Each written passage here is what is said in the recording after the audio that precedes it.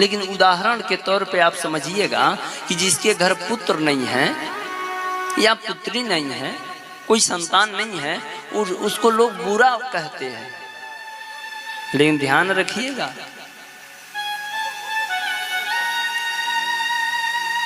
कई लोग कहते हैं कि उसका मुख देखना पाप है। मास्टर साहब ध्यान से श्रवण करिएगा। लेकिन मैं आप लोगों से बता दूं, यदि मेरा मुख अच्छा है, मेरा मन अच्छा है, तो कोई बुरा नहीं लगेगा। और यदि हम बुरे हैं ना, मेरा मन बुरा है, तो सब बुरे लगेंगे। कई लोग कहते हैं कि इसके घर बाल बच्चे नहीं, इसका मुख देख लेते हैं तो भोजन नहीं मिलता है पूरे दिन। ऐसे नीचा दिखाते हैं।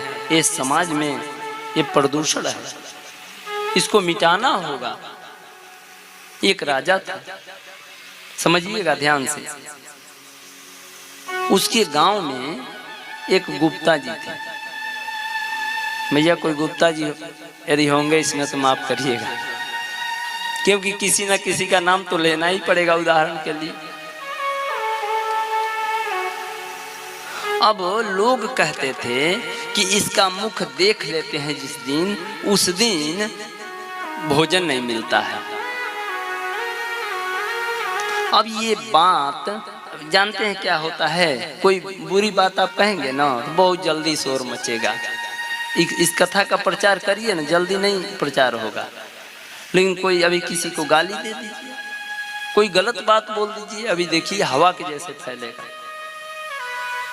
अब ऐसा चर्चा हुआ महाराज गांव में, उस नगर में, उस राज्य में, कि सब लोग कहने लगे कि उसका मुख देख लेते हैं ना तो दिन भर भोजन नहीं मिलता है।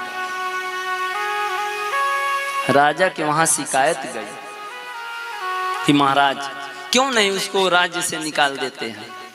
राजा बोला क्यों? राजा जो होता है ना, सच्चा राजा वही है जो सबको अपना परिवार मानता है।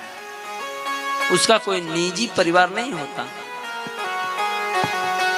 राजा बोला क्यों? क्योंकि उसका मुख देख लेते हैं ना हम लोग जिस दिन, उस दिन भोजन पानी से मुलाकात नहीं होती है। राजा बोला कि ऐसे नहीं हो सकता, हम मुख देखेंगे उसका, और यदि हमको उस दिन भोजन नहीं मिलेगा तो उसको राज्य से निकालने के लिए तो छोड़ दीजिए, उसको फांसी दे देंगे हम। राजा उस गुप्ता के पास संदेशा भेजा, उसको बुलवाए, और बुलवा करके जिस कमरे में सोते थे राजा, उसके सामने वाले कमरे में उसको सुला दिए कि हम उठें तो और किसी को ना देखें, उसी को देखें। खुलवाएंगे दरवाजा और देखेंगे उसको, देखते हैं क्या होता है। सो गए लोग रात में भोजन करके। सुबह हुआ, राजा उठा, दरवाजा खटखटाया, गुप्ता जी उठे।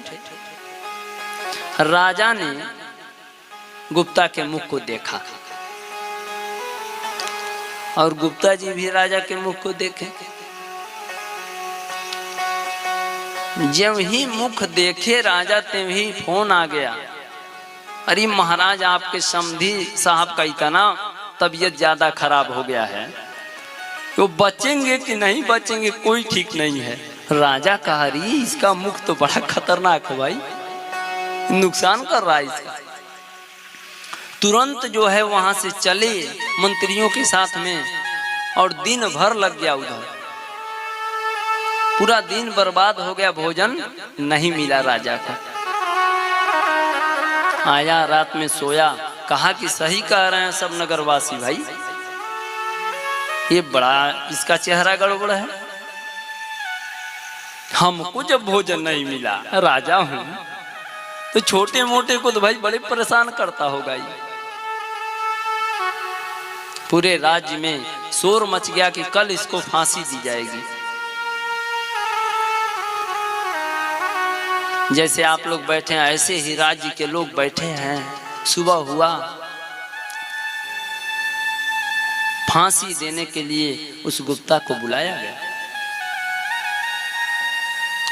राजा बोले कि अंतिम इच्छा बताओ, क्योंकि जिसको फांसी दी जाती है उसकी इच्छा पूछी जाती है। अंतिम इच्छा बताओ, क्या इच्छा है?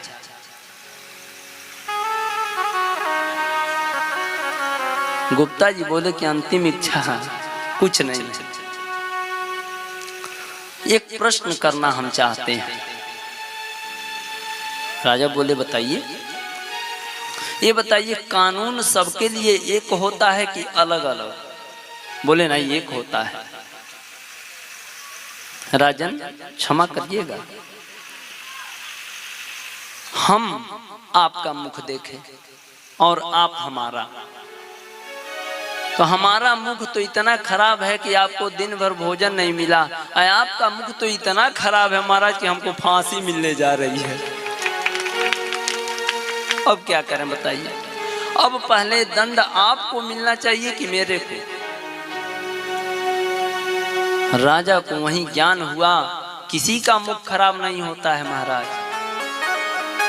ये एक संयोग है, इत्तेफाक इसको कहते हैं। आज से अपने दिमाग में नोट करिए, इसको इत्तेफाक कहते हैं। इत्तेफाक शब्द क्यों बना, संयोग शब्द क्यों बना?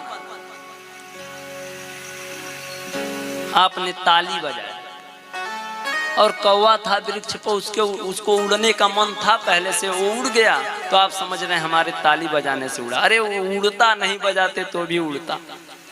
उस दिन गुप्ता जी का मुख नहीं देखते तो भी राजा के समधी का तबीयत खराब होता। आपको एक कमरे में बंद कर दिया जाए, यदि उसी में भोजन पानी दिया जाए तो कभी बुखार नहीं होगा ना? तब भी होगा। किसी का मुख नहीं देखेंगे तब भी होगा। ये सब भ्रांतियां अपने समाज से तभी जाएगी जब हम सुधरेंगे।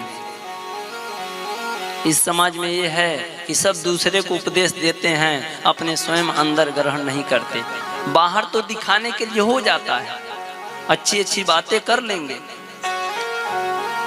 भैया क्या हाल चाल है, आइए नमस्कार करेंगे, और जब ही गए फिर जो है उनकी निंदा।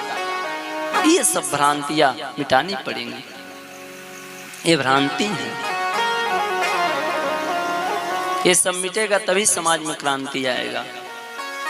इसलिए प्यार से बोल दीजिए राधे राधे। राधे राधे। जोर से बोलिए, आवाज नहीं आया। राधे राधे। राधे राधे। इसलिए भीष्मक राजा बड़े परेशान थे। अपने पत्नी के साथ में कहीं जा रहे थे, एक पोखरा था, वहीं रुक्मणी जी मिल गई। ये रुक्मणी जी किसी के गर्भ से प्रकट नहीं हुई है, ये साक्षात लक्ष्मी है, रुक्मणी बन करके आए। रुक्मणी बड़े कम समय में बड़ी हो गई।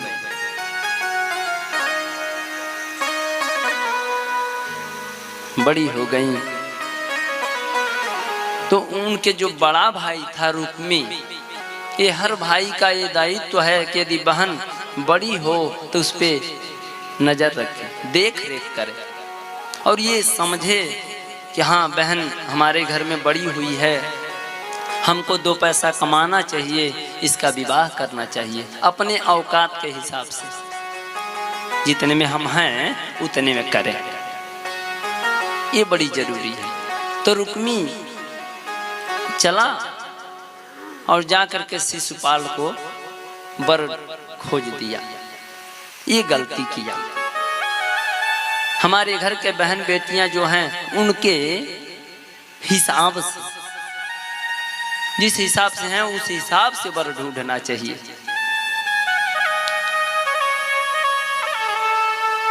तभी काम बनेगा, नहीं तो आपने दूल्हा खोज दिया, बेटी का विवाह भी कर दिया, करोड़ों दहेज भी दे दिया, उसके बाद भी यदि पति पत्नी में प्रेम नहीं हुआ तो आपका सारा किया कराया बेकार हो गया। इसलिए उसके हिसाब से होना चाहिए। और यहाँ रुक्मी क्या किया, रुक्मणी माँ सात्विक विचार के, और शिशुपाल को आप सभी जानते ही हैं, है तो भगवान का भाई, वो भगवान का भाई है, बुआ का लड़का है भगवान का, लेकिन दुष्ट है। भगवान को नित्य 99 गाली देता है, 99 गाली दे लेता है तब भोजन करता है।